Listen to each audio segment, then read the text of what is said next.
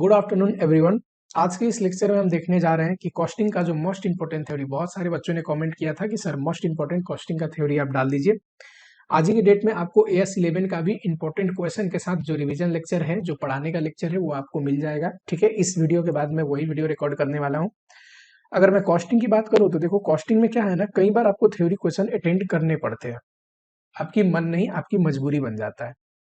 होता क्या है कि कॉस्टिंग में 10 नंबर के क्वेश्चन आते हैं, एंड अगर किसी भी चैप्टर से अगर आपको क्वेश्चन नहीं आता है अच्छे से, तो better you should prepare for theory also. क्योंकि होगा क्या कि आप कहने को इसको थ्योरी बोलते हो, बट इसमें जो मार्क्स मिलते हैं ना, वो एकदम प्रैक्टिकल के अनुसार मिलते हैं। यानी कि अगर आपका सही है तो 5 आउट ऑफ 5 मिलेगा। ठीक है, मैक्सिमम जो थ्योरी क्वेश्चन पूछते हैं ना, एकदम प्रैक्टिकल अप्रोच पे पूछा होता है। ठीक, तो थ्योरी कहने को कहते हैं इसको थ्योरी क्वेश्चन, बट जो मार्क्स की अगर बात करें तो मार्क्स एकदम प्रैक्टिकल क्वेश्चन के अनुसार ही मिलता है। जैसे प्रैक्टिकल में full out of full marks score होते हैं, थ्योरी में भी स्कोर होते हैं। और आपको प्रिपेयर करके जानी चाहिए कि बाई चांस कोई क्वेश्चन खराब आ जाता है किसी चैप्टर से, तो वहां पे आप छोड़ के थ्योरी थ्योरी क्वेश्चन कर सकते हैं। सॉरी, साथ ही में एक और बात मैं बोलना चाहता हूं कि थ्योरी क्वेश्चन में एक और बेनिफिट है, there is option of choice. वहां पे आपके पास 5 क्वेश्चन में सिर्फ 4 करने हैं, कि यानी कि एक क्वेश्चन आप छोड़ भी सकते हैं। तो ये चीज आप जरूर ध्यान रखना कि थ्योरी क्वेश्चन अगर आपको आते भी हैं तो उसमें से, और ध्यान से देखोगे ना, तो जो 5 थ्योरी क्वेश्चन होते हैं उसमें 3 ऐसी थ्योरी क्वेश्चन होती है ना जहां आपको थ्योरी लिखने नहीं। जैसे कॉस्ट यूनिट पे आ गया, वो कोई लिखना नहीं है। यूनिट आपको ऑब्जेक्ट दिया रहेगा, उसका कॉस्ट यूनिट क्या होना चाहिए ये बताना है। ठीक है, तो maximum theory question practical approach पे आते हैं जहां फुल में फुल मार्क्स मिलते हैं। ठीक, चलो। और जो बच्चे पुराने, जो पिछले अटेम्प्ट के लिए थ्योरी क्वेश्चन की वीडियो थे उसको रेफर कर रहे हैं, आपको वो वीडियो नहीं देखनी। That is not relevant. हर एक अटेम्प्ट के लिए हमारी एनालिसिस कंप्लीटली डिफरेंट होता है। आपको थ्योरी क्वेश्चन के लिए ये वाली वीडियो देखनी है। ठीक है, चलो। मेरे को ऐसा लगता है कि अगर मैं इंपॉर्टेंट चैप्टर की बात करूं तो चैप्टर नंबर 1 जो है, introduction to cost and management accounting, यहां से तो 2 क्वेश्चन आता ही आता है। ठीक है, देयर इज नो डाउट। और बचे हुए चैप्टर में cost accounting system, integral non integral जिसको आप बोल के पढ़ते हो, budgetary control system, budget, overhead and ABC, ये साथ में रख दिया हूं। एबीसी से 1-2 क्वेश्चन है, एंड ओवरहेड का कंसेप्ट समझने के बाद ही हम एबीसी पढ़ते हैं, तो दोनों रिलेटिवली कंसेप्ट है। मार्जिनल कॉस्टिंग से क्वेश्चन या फिर सर्विस कॉस्टिंग से क्वेश्चन, इन चैप्टर को, 4-5 चैप्टर को मैंने सबसे टॉप प्रायोरिटी पे रखा है आफ्टर चैप्टर नंबर 1। ठीक है, 5 क्वेश्चन में से अगर 2 क्वेश्चन चैप्टर 1 से आते हैं तो बैलेंस ये 4-5 चैप्टर से 3 क्वेश्चन आएंगे। ठीक, और ऐसे बनेगा आपका टोटल में 5 क्वेश्चन, जिसमें से आपको 4 क्वेश्चन करने हैं। बिलीव मी, अगर आप अच्छे से पढ़ के जाओगे तो 4 क्वेश्चन आराम से हो जाएंगे। एक ही क्वेश्चन कोई ऐसा होगा जो ऐसा दे दे जो एक्सपेक्ट नहीं किया जाता, कि ऐसे क्वेश्चन तो नहीं पूछना चाहिए इंटर लेवल में। इंटर लेवल में एकदम प्रैक्टिकल अप्रोच वाली थ्योरी क्वेश्चन पूछना चाहिए। मटेरियल एंड लेबर, इसको मैंने नीचे लिखा है सबसे, इसका एक रीजन है। Material and labour very very important chapter है थ्योरी पॉइंट ऑफ व्यू से, वेरी वेरी इंपॉर्टेंट चैप्टर। पर प्रॉब्लम ये है कि इनमें से कोई चैप्टर स्किप होगा इस बार। इसका रीजन बहुत सिंपल है, पिछले 3 अटेम्प्ट से बहुत बार क्वेश्चन आए मटेरियल एंड लेबर से। ठीक है, तो मटेरियल एंड लेबर से क्वेश्चन स्किप होगा। मेरे को अगर आप बोलोगे कि चैप्टर में से भी, चैप्टर नंबर 1 छोड़ने के बाद तो बजटरी और कॉस्ट अकाउंटिंग और ओवरहेड, ये बहुत इंपॉर्टेंट लग रहा है। ये 3 में से 2 क्वेश्चन आएंगे आएंगे ऐसा मुझे लगता है। साथ ही में मैंने क्वेश्चन का लिस्ट भी बनाया, डोंट वरी। चलो कुछ क्वेश्चन का लिस्ट देख लेते हैं। चैप्टर नंबर 1 से देखिए हम, introduction to cost and management accounting. सबसे पहला आप रिस्पॉन्सिबिलिटी सेंटर देख के जाना। ठीक है, जहां पे आप देखोगे revenue centre, cost centre, investment centre, profit centre. ठीक, उस पे हो सकता है डेफिनेशन पे भी क्वेश्चन है, या हो सकता है आइडेंटिफाई करिए कौन सा रिस्पॉन्सिबिलिटी सेंटर है, इस पे भी क्वेश्चन है। सुइटेबल कॉस्ट यूनिट, किसी भी ऑब्जेक्ट के लिए कॉस्ट यूनिट क्या होना चाहिए, ये आपके बुक में कॉस्ट यूनिट दिया हुआ है, देख के जाना। Method of costing and technique of costing important है, लेकिन मेथड ऑफ कॉस्टिंग से क्वेश्चन पूछ चुका है हाल ही में, रिसेंट में, तो मे भी ना आए, पर अब देख के जाना कौन सी इंडस्ट्री के लिए कौन सा मेथड ऑफ कॉस्टिंग लगता है, एंड टेक्निक ऑफ कॉस्टिंग भी। ठीक, कॉस्ट क्लासिफिकेशन, ये देखो कई बार क्या होता है कि सम कॉस्ट पे पूछ लिया कि सम कॉस्ट को डिफाइन करिए, अपॉर्चुनिटी कॉस्ट को डिफाइन करिए, डायरेक्ट कॉस्ट को डिफाइन करिए। तो कॉस्ट क्लासिफिकेशन में कॉस्ट तो बहुत सारे हैं, है ना। एलिमेंट के बेसिस पे क्लासिफाई करना, बिहेवियर के बेसिस पे, वेरिएबल और फिक्स ओवरहेड के बारे में लिखिए। लेकिन इनमें से एक आध जो फेमस है, अपॉर्चुनिटी कॉस्ट, सम कॉस्ट, फिक्स कॉस्ट, ये सब की डेफिनेशन थोड़े बहुत आते हैं। अगर आप रिवीजन लेक्चर देखोगे ना, कॉस्टिंग का थ्योरी का रिवीजन लेक्चर पढ़े हुए हैं, रिवीजन लेक्चर, ठीक है, कॉस्टिंग रिवीजन में कॉस्टिंग का थ्योरी का रिवीजन लेक्चर पढ़ा है, भले ही कोई क्वेश्चन यहाँ पे मैंने लिखा है या नहीं लिखा है, क्योंकि इस अटेम्प्ट के लिए मैंने जो प्रिडिक्शन रखी है तो कोई कोई टॉपिक छोड़ा भी है, लेकिन उस रिवीजन लेक्चर में उस सारे टॉपिक पढ़ाए हैं जो एक चैप्टर से बनते हैं मैक्सिमम पॉसिबिलिटी। और 2 घंटे की रिवीजन लेक्चर है, पूरी बुक रिवाइज हो जाएगी आपको थ्योरी पॉइंट ऑफ व्यू से, वहीं से मैक्सिमम क्वेश्चन आएगा। ठीक है, चलो, cost control and cost reduction पिछले से पिछले अटेम्प्ट में आया था, बहुत इंपॉर्टेंट है, आ सकता है। अगला है, ये दोनों को मैं ज्यादा इंपॉर्टेंट नहीं देता, पर क्वेश्चन आया हुआ है तो क्या करोगे, लिखना पड़ता है। Cost accounting and management accounting का डिफरेंस, सबसे लास्ट में मैंने लिखा है आईटी का इम्पैक्ट क्या होगा कॉस्ट अकाउंटिंग सिस्टम में। ट्रूली बोलूं तो ये क्वेश्चन मुझे बिल्कुल नहीं लगता कि इंटर लेवल पे देना चाहिए, ये जो क्वेश्चन है लास्ट वाली, बट क्या करें, इंस्टीट्यूट आईटी को बड़ा ही प्रायोरिटी देता है। आईटी ईआईएस आप लोगों का एक सब्जेक्ट है, तो इसीलिए आईटी के रिलेटेड भी पूछता रहता है कि आईटी का क्या इंपैक्ट होगा कॉस्ट अकाउंटिंग सिस्टम पे। दूसरा जो मैंने आपको बताया था, कॉस्ट अकाउंटिंग सिस्टम में इंटीग्रल नॉन इंटीग्रल का डिफरेंस पूछ सकता है। साथ ही में अगर आप डिफरेंस पूछ रहा है, अगर आप डिफरेंस के लिए प्रिपेयर कर रहे हैं, तो आई बिलीव कि आप कॉन्सेप्चुअली जब दोनों का डिफरेंस पढ़ेंगे, उसको समझेंगे। आप इसको कहाँ पे देख सकते हो, तो रिवीजन लेक्चर में कॉस्टिंग का जब कॉस्ट अकाउंटिंग सिस्टम मैंने पढ़ाया हुआ है ना, तो वहां सबसे टॉपिक यही पहले उठाया है, इंटीग्रल और नॉन इंटीग्रल। ठीक है, चलो, फिर cost accounting and financial accounting का डिफरेंस, जर्नल एंट्री के बारे में भी पूछ सकता है, पर जर्नल तो प्रैक्टिकल आप पढ़ोगे तो उसी में कवर हो जाएगा। रीजन फॉर रिकॉन्सिलेशन, क्या ऐसे कारण है जिसकी वजह से कॉस्ट का प्रॉफिट एंड फाइनेंशियल अकाउंट का प्रॉफिट डिफरेंट होता है। 5 हमने रीजन पढ़े थे ना, कि नोशनल खर्चे कॉस्ट में डलता है, कुछ ऐसे खर्चे होते हैं जो सिर्फ फाइनेंशियल में डलता है, valuation of closing stock, under over recovery of overhead, ये सारे आपको रीजन पता होनी चाहिए, इस पे क्वेश्चन पूछेगा। बजटरी कॉस्टिंग से अगर मैं बात करूं तो सबसे ज्यादा क्वेश्चन पूछता है जीरो बेस्ड बजटिंग पे।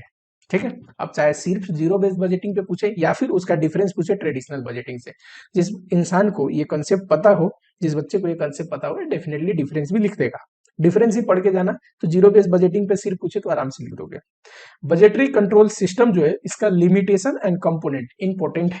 अगर बजटरी कंट्रोल सिस्टम पे आता है तो ये जो 2 टॉपिक है आपको देख के जाना है। साथ ही में बजट से कई बार छोटे से डेफिनेशन भी पूछता है कि फ्लेक्सिबल बजट और फिक्स बजट डिफाइन करिए, एक्टिविटी बेस्ड बजट डिफाइन करिए, परफॉर्मेंस बजट डिफाइन करिए। ठीक है, फिर आते हैं ओवरहेड, ये भी मेरे लिस्ट में इंपॉर्टेंट चैप्टर की लिस्ट में है। देखो, आप देखोगे कॉस्ट अकाउंटिंग, उसके बाद ओवरहेड। ओवरहेड में अगर मैं बोलूं तो अंडर ओवर रिकवरी की ट्रीटमेंट आपको पढ़ के जानी है। There are 3 treatments. ठीक है, एक तो राइट अप कर सकते हैं कॉस्टिंग पीएल में, दूसरा कैरी फॉरवर्ड कर सकते हैं सस्पेंस अकाउंट खोल के, थर्ड सप्लीमेंट्री रेट लगा के उसकी ट्रीटमेंट करते हैं। सप्लीमेंट्री रेट वाला तो प्रैक्टिकल क्वेश्चन भी आता है, under over recovery of overhead. ठीक है, ओवरहेड के रेट, ओवरहेड का rate 4 types of overhead rate होते हैं। इस पे क्वेश्चन पूछ सकता है, कई बार पूछा है, ब्लैंकेट रेट बताइए, डिपार्टमेंट रेट बताइए, तो ये सारी चीज आपको पता होनी चाहिए। अपॉर्शनमेंट का बेसिस, देखो जब प्राइमरी डिस्ट्रीब्यूशन करते हो तो वहां पे आता है एलोकेशन एंड अपॉर्शनमेंट। एलोकेशन मतलब किस कॉस्ट डिपार्टमेंट का, किस कॉस्ट सेंटर का कौन सा खर्चा है पता है हमें, जिसका जो खर्चा है उस डिपार्टमेंट में डाल दो। अपॉर्शनमेंट का मतलब कॉमन एक्सपेंडिचर जो एक पर्टिकुलर कॉस्ट सेंटर का नहीं है, जिसको एक बेसिस के अनुसार, रीजनेबल बेसिस के अनुसार बांटते हैं। जैसे कि रेंट खर्चा फ्लोर एरिया के बेसिस में डिपार्टमेंट में बांटेंगे, है ना, तो बांटने का बेसिस पूछ सकता है आपको कि कुछ खर्चे दे दे और यहाँ पे बेसिस पूछे। ठीक है, चलो, treatment of various item. Overhead में बहुत लास्ट में देखोगे तो मैंने ये पढ़ा है, ये थ्योरी वाली लेक्चर में आपको मिल जाएगी, कॉस्टिंग का थ्योरी रिवीजन लेक्चर में। ट्रीटमेंट ऑफ वेरियस आइटम, कई बार बोलता है बैड डिप्ट का क्या ट्रीटमेंट करेंगे आप बताइए, कई बार बोलता है रिसर्च एंड डेवलपमेंट खर्चे का क्या ट्रीटमेंट करेंगे आप बताइए। ठीक है, तो 2-4 ऐसे फेमस एक्सपेंडिचर है जो बार बार रिपीट होकर पूछते रहते हैं, मैंने पढ़ाया हुआ है वहां पे, आप देख लेना लेक्चर। एबीसी में, अब एबीसी में अगर आप देखोगे एक्टिविटी बेस्ड कॉस्टिंग में, तो सबसे इंपोर्टेंट तो मार्क करो कॉस्ट ड्राइवर, कि किस ओवरहेड के लिए कौन सा कॉस्ट ड्राइवर है। फॉर एग्जाम्पल, परचेज करना एक एक्टिविटी है, परचेजिंग कॉस्ट जो है ये एक ओवरहेड है ना, और इसका कॉस्ट ड्राइवर क्या है, तो नंबर ऑफ परचेज, है कि नहीं। वैसे ही बहुत सारे खर्चे आप लोगों को दे देगा और पूछेगा उसका कॉस्ट ड्राइवर बताइए। समझ में आ रहा है, चलो। एक्टिविटी बेस्ड कॉस्टिंग और ट्रेडिशनल कॉस्टिंग यानी कि ऑब्जर्प्शन बेस्ड कॉस्टिंग में क्या डिफरेंस है ये बताइए। ठीक है, ये डिफरेंस भी मैंने पढ़ाया हुआ है, कहाँ पे, आपको जब एक्टिविटी बेस्ड कॉस्टिंग का रिवीजन लेक्चर देखोगे वहां पे आ जाएगा। ठीक है, चलो, अच्छा, पिछले साल की वीडियो में हो सकता है आपको किसी वीडियो में मेरी तबीयत खराब लगे, वहां पे गला खराब लगे।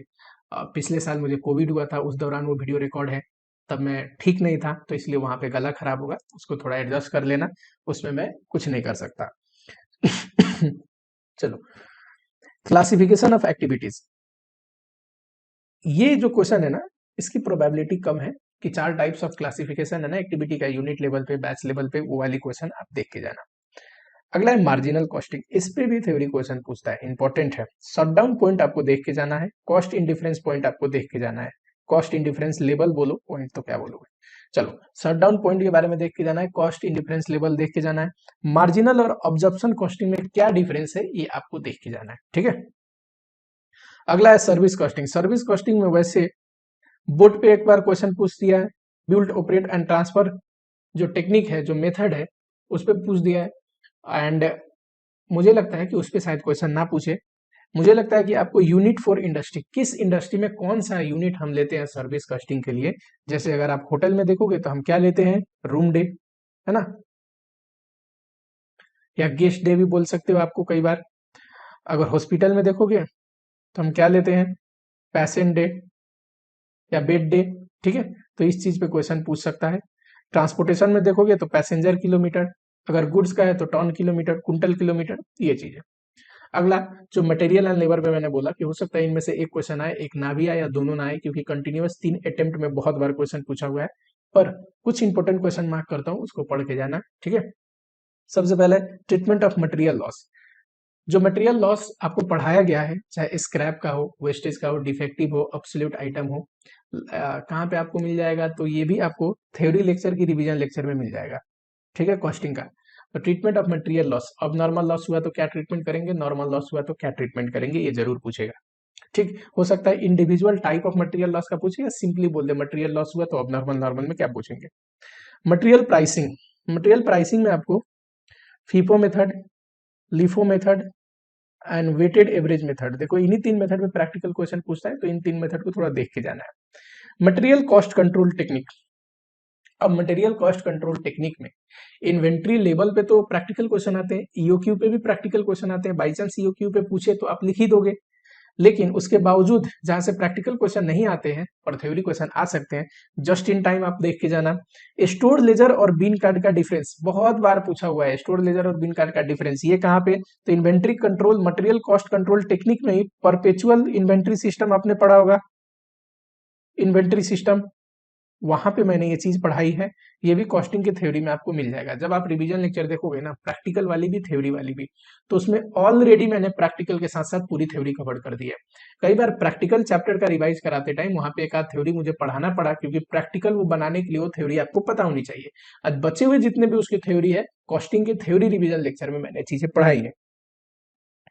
चलो, लेबर कॉस्ट पे आप देखोगे तो treatment of idle time important है, ओवर टाइम का ट्रीटमेंट हाल ही में पूछ चुका है, तो मुझे नहीं लगता कि ओवर टाइम के ट्रीटमेंट पे क्वेश्चन पूछेगा। There is very low possibility that question will repeat, question repeat करेगा इसकी बहुत ही कम चांस है।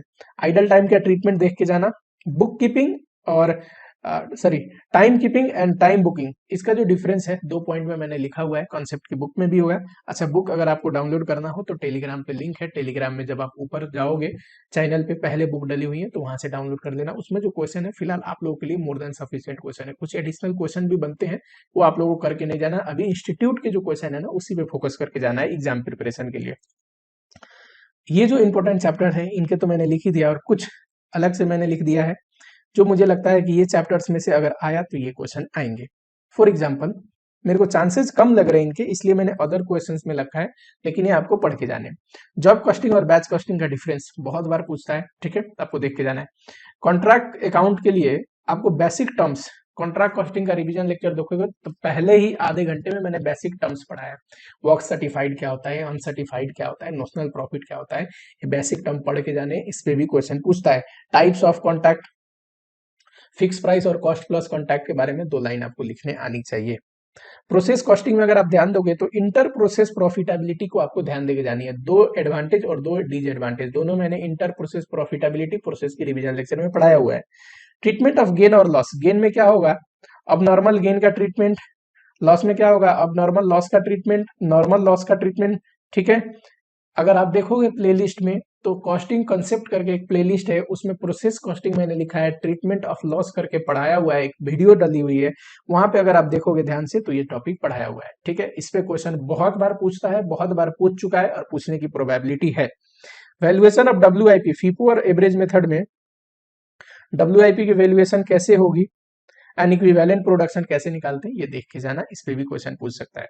Last joint and by product में मैंने लिखा हुआ है कि ट्रीटमेंट ऑफ बाई प्रोडक्ट, मुझे ऐसा लगता है कि बहुत बार पूछा हुआ क्वेश्चन है, पूछते रहता है फ्रीक्वेंटली आफ्टर गिविंग एक कूलिंग पीरियड दे देता है इंस्टीट्यूट की, कोई क्वेश्चन आ गया तो हो सकता है 1-2 अटेम्प्ट में ना आए, पर उसके बाद फिर वो क्वेश्चन आने की प्रोबेबिलिटी बनती है। तो ट्रीटमेंट ऑफ बाई प्रोडक्ट नए कोर्स में एक बार आया हुआ है, उसके बाद इसको 2 बार आया हुआ है, 2 बार आया हुआ है अभी तक, उसके बाद इसको ब्रेक मिली है, आएगा तो यही क्वेश्चन आएगा। ठीक है, चलो अब देखो, अगर ध्यान से देखोगे तो कॉस्ट शीट से मैंने कुछ नहीं लिखा है, और दूसरा यूनिट एंड बैच कॉस्टिंग से मैंने कुछ नहीं लिखा है। ठीक है, unit job costing and batch costing का डिफरेंस ऊपर मैंने कॉन्ट्रैक्ट में ही लिख दिया था, उसी चैप्टर में मैंने पढ़ाया था, तो बैच कॉस्टिंग का तो ये कवर्ड हो गया। और कॉस्ट शीट से देखो थ्योरी कुछ नहीं आना है, कॉस्ट शीट से कॉस्ट शीट का क्वेश्चन आता है, कॉस्ट शीट का प्रॉपर फॉर्मेट आपको पता है, कौन सा कॉस्ट किस हेड में जाना है। ठीक है, कॉस्ट ऑफ प्रोडक्शन निकालते टाइम कौन कौन से कॉस्ट लेते हैं, उसके बाद कौन कौन से कॉस्ट लेते हैं, कॉस्ट ऑफ गुड्स सोल्ड में कौन कौन सा कॉस्ट आता है, कौन सा कॉस्ट सेलिंग का है, कौन सा कॉस्ट डिस्ट्रीब्यूशन का है, कौन सा कॉस्ट जनरल एडमिनिस्ट्रेशन से है, कौन सा cost administrative activity related to production से है, कौन सा कॉस्ट WIP में आनी चाहिए। ये सारी कंसेप्ट अगर आपको क्लियर हो, कौन सा कॉस्ट फैक्ट्री ओवरहेड का हिस्सा है, तो ऑटोमेटिकली आप लिख लेंगे। ये इतने टॉपिक आपको कंप्लीट करके जाना है, बिलीव मी, आप लोगों को इन्हीं में से थ्योरी क्वेश्चन देखने की बहुत हाई प्रोबेबिलिटी है। ठीक है, और बची हुई मैं हमेशा बोलता हूं, अगर कंप्लीट करने की बात आए ना, तो आपको 100% कोर्स कंप्लीट करके जाना है। ठीक है, ये है कि आप लोगों को एक बेनिफिट मिल जाएगा इन सब चीजों से, कि कौन सा मोस्ट इंपोर्टेंट है जो फ्रिक्वेंटली पूछने के चांसेस है या पूछे जाते हैं, और बहुत बार इनमें से क्वेश्चन आते भी है। ठीक है, 5 क्वेश्चन में से 4 आ गया, कोई बात नहीं, एक क्वेश्चन कुछ ऐसा आया जो टॉपिक में नहीं लिखा हुआ है, लेकिन जब भी आपको टाइम मिले आप कोशिश करें कि पास्ट ईयर में आया हुआ सारे क्वेश्चन देख के जाना है। आप ध्यान दोगे तो पास्ट ईयर में हर एक चैप्टर से एक आध ऐसे क्वेश्चन है जो आए हुए हैं, पर मैंने इंक्लूड नहीं किया है, क्योंकि मुझे लगा कि इसकी प्रोबेबिलिटी कम है। तो किसी भी चैप्टर में अगर वो क्वेश्चन नहीं है, तो मुझे ऐसा लगता है कि उसकी प्रोबेबिलिटी कम है, पर आपको टाइम बचे तो वो क्वेश्चन भी जरूर देख के जाना है, 100% सिलेबस कवर करके जाना है। ठीक है, मिलते हैं अगले वीडियो में। AS11 बहुत इंपॉर्टेंट AS है, इस बार आने की प्रोबेबिलिटी भी बहुत हाई है, और आप लोग AS11 को जरूर देखना, अच्छे से वहां पे क्वेश्चन करेंगे AS11 का। ठीक है, मिलते हैं आप लोगों से अगले वीडियो में।